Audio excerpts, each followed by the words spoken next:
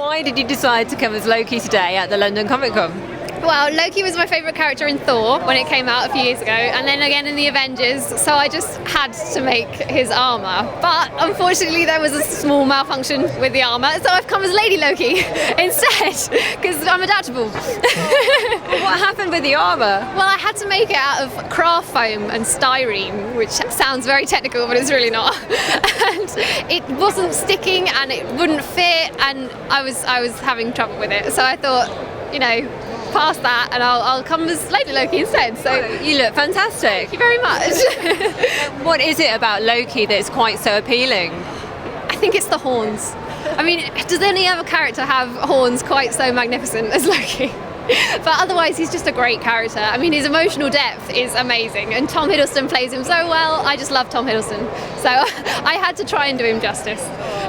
Tell me a little bit about these horns, because they look fantastic but also a little bit precarious. Yeah, they're a bit hard to keep on, and they're basically styrene bases which I carved from a big block, and then I covered them in foil and I sanded them all down to make the shape, and then I covered them in clay, and then I attached them to this craft foam headband with a lot of glue, and then eventually some screws which I drilled in. And then, so yeah, it's quite stable, but it's just, yeah. If you don't move your head too much. If I don't move my head too much, yeah. So not a lot of nodding or shaking. No, I don't have to move my head to you people. You're all mortals. You're below me. I'm a god. I like to see you getting into character. Did that happen when the horns came on? I think it did. Yesterday I was here not in costume and I was terrified.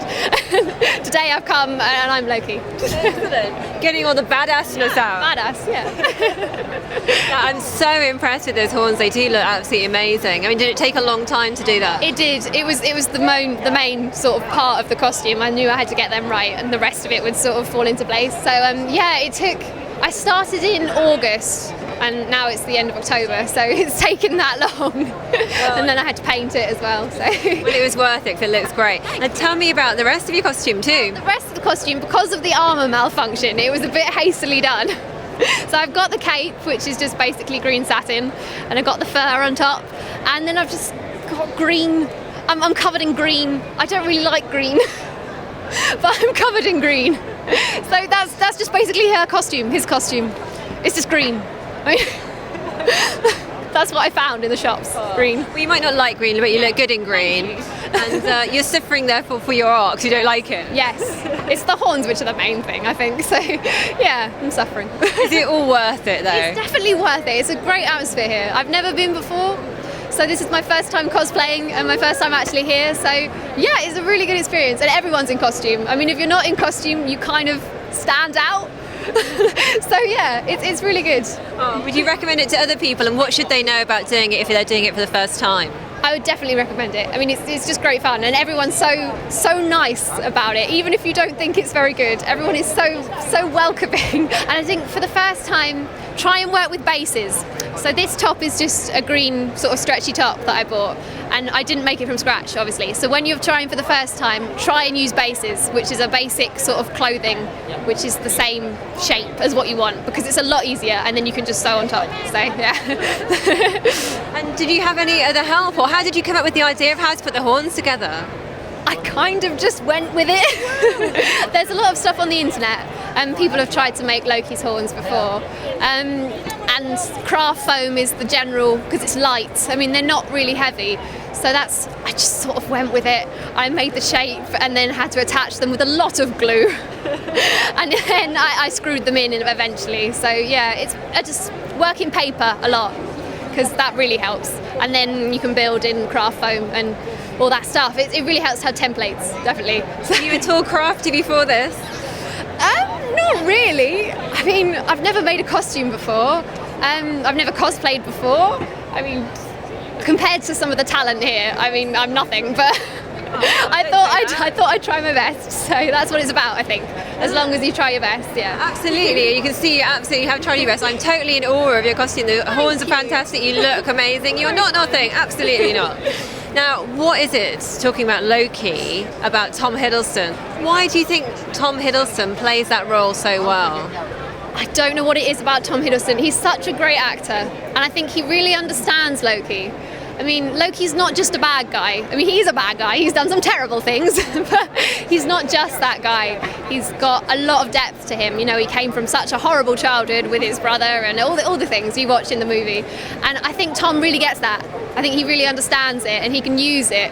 And in his interviews, he always says about not knowing that he's acting. He always has to become that character. I think that does really help him because he really understands Loki. So I think that's great. That's what I like about him. Have you really enjoyed the movies Thor and Avengers so far? Definitely. I can't wait until Iron Man 3. I saw the trailer the other day, and Thor 2 is coming out soon. So yeah, I can't wait. What would you like to see happen in Thor 2? Ooh. I think I'd like somehow Loki to get his redemption. Not straight away, because I don't think that would work for the character. Not, you know, you're forgiven, Loki, it's fine. But I'd like him to somehow work to redeem himself with Thor and Asgard and belong again. I think that would be nice for him. What do you think he'd have to do to get that redemption, do you think? I don't know. Either buy Thor all the Pop-Tarts in the world, or just, I don't know, somehow someone needs to understand why he did what he did. And then I think he can work to be forgiven. So maybe he could join the Avengers to fight crime. Because, you know, he's magic, he's got loads of stuff, he's got skills. I mean, he could be fine. I mean, so maybe that would happen, I don't know. Maybe Avengers 2? Yes, exactly. Loki will be there. He'd be the mascot. You can have a little Avengers flag. It'll be great. I'm loving this idea. I think you should put this to Josh Whedon. I definitely should. I mean, knowing Joss from series like Firefly, he's going to do something horrible. Because he always does. He always kills off your best character. So I'm praying that Loki gets saved somehow.